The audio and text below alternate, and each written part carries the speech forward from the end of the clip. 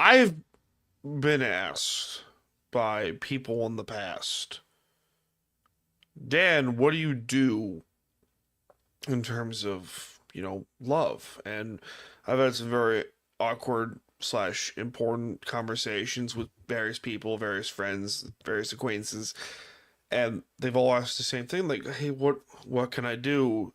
I'm in this shit situation with a shit person. I don't know what to do. And one of the questions I try to ask is, hey, what do you think of yourself? Like, you got to not disrespect you, Because in the end, there's only one you in this world. You're the most important person in your life. And if that doesn't speak volume to what your priorities are, I don't know what does. Love's a weird thing, man. Love is a very weird thing. And I'm going to quote a friend where he said, paraphrasing here, until some America loving, gun shooting motherfucker comes into your smoking hot dime piece comes into your life, stay the fuck single. And for the ladies out there, until some smoking hot dude with abs or great personality comes into your life, stay the fuck single, please. Don't ever shortchange yourself for some ass. You know, there's no piece of ass is more important than your own. Simple.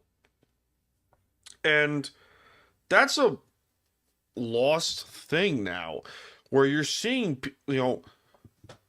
where you've seen people in the past shortchange themselves for what?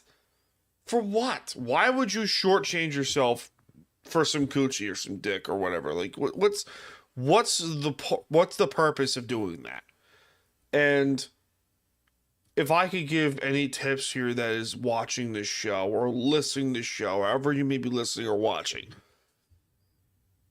don't ever shortchange yourself. Learn to love yourself for who you are before you go and love someone else. Because it's a dangerous road to climb or dangerous road to cross when you jump face first into the fire of nonsense of those relationships. And yeah, love is great, relationships are great, but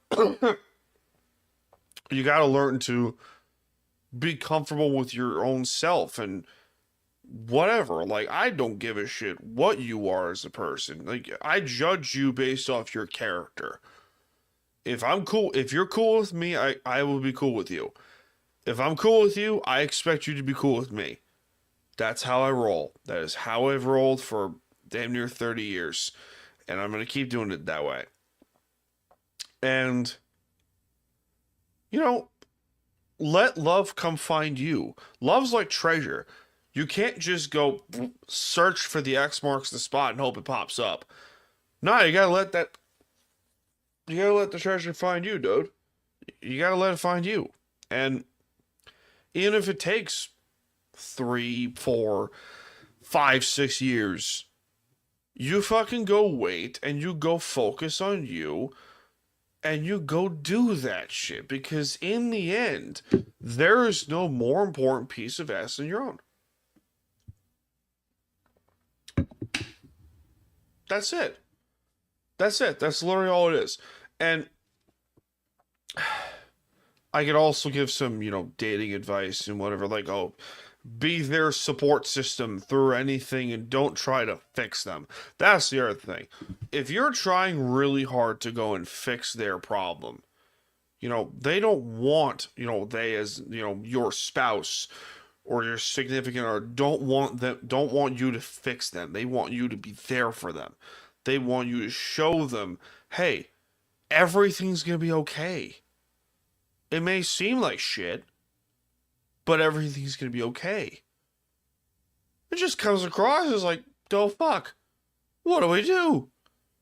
But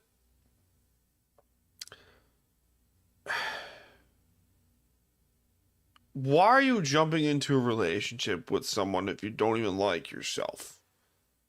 Why would you do that? And, which goes back into the earlier point of like, learn to love yourself before you love others.